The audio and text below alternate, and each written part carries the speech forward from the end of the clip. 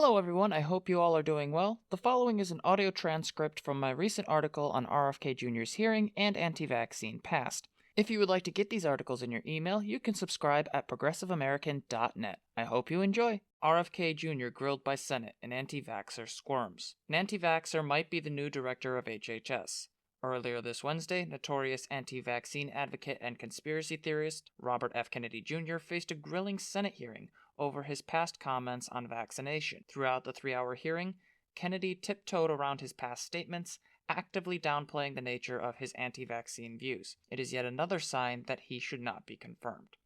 RFK's anti-vaccine advocacy. While RFK Jr. has repeatedly claimed that he isn't an anti-vaxxer and promoted that line during his hearing, he is exactly that.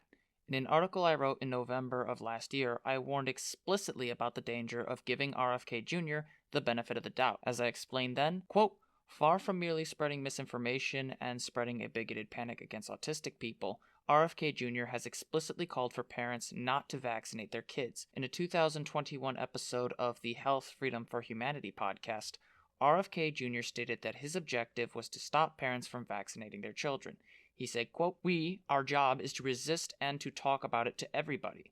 If we're walking down the street, and I do this now myself, which is, I don't want to do, I'm not a busybody. I see somebody on a hiking trail carrying a little baby, and I say to him, better not get him vaccinated. And he heard that from me. If he hears it from 10 other people, maybe he won't do it. Maybe he will save that child, unquote. This direct advocacy is not just meant to resist the use of the MMR vaccine, which reduces the risk of infection for measles, but also complete and total opposition to childhood vaccination. When RFK Jr. is with his allies, he says the quiet part out loud. When he is before Congress, he lies through his teeth and claims that he has never advocated for people not to vaccinate their children. In the simplest of terms, he is an anti-vaxxer. There is no denying it, no excusing it, or any other form of obfuscation. RFK opposes vaccination. Period. RFK Jr.'s anti-vaccine advocacy has also contributed to dangerous outbreaks. In 2019, an outbreak of measles broke out due to a horrific accident where 2 children died after they received the MMR vaccine. The vaccine was incorrectly mixed with a muscle relaxant, which killed those 2 children. During that time, RFK Jr. worked with a litany of anti-vaccine advocates to falsely claim that the vaccine could have caused the deaths of those 2 children, despite an investigation determining that the muscle relaxant was responsible. After the outbreak, 83 people died. In a 2021 post, RFK Jr. refused to acknowledge that the muscle relaxant killed those 2 children and insisted that vaccines caused autism, citing the Samoan Prime Minister's son as an example. This intellectual dishonesty from Kennedy should be disqualifying, and Democrats have rightly pointed that out. The hearing. Throughout the hearing, RFK Jr. was questioned about his past statements, including video and audio uncovered by NBC News, showing Kennedy comparing the CDC to Nazis and sexual predators within the Catholic Church. Senator Raphael Warnock questioned Kennedy about those statements and statements suggesting vaccine healthcare workers should be in jail. During questioning, Kennedy denied the statements. However, Senator Warnock reminded Kennedy that he had a transcript of his statements and read them to him aloud. Kennedy then proceeded to backpedal his position, claiming that he supports the CDC.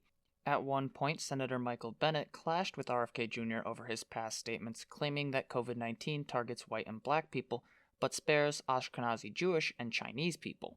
Rather than explain why he believed that to be the case, RFK Jr. claimed that he cited a report from NIH. As Forward's Jacob Kornblau explained, RFK Jr.'s claims are part of a larger anti-Semitic narrative about Jewish people and disease. Indeed, Kennedy has a long history of anti-Semitic conspiracy theories. Kornblau explains, quote, a vaccine skeptic who referenced Anne Frank at an anti-vaccine rally, Kennedy made several troubling comments in recent years. He compared vaccine and mask mandates to the Holocaust. He met with Nation of Islam's Louis Farrakhan in 2015 about measles vaccines.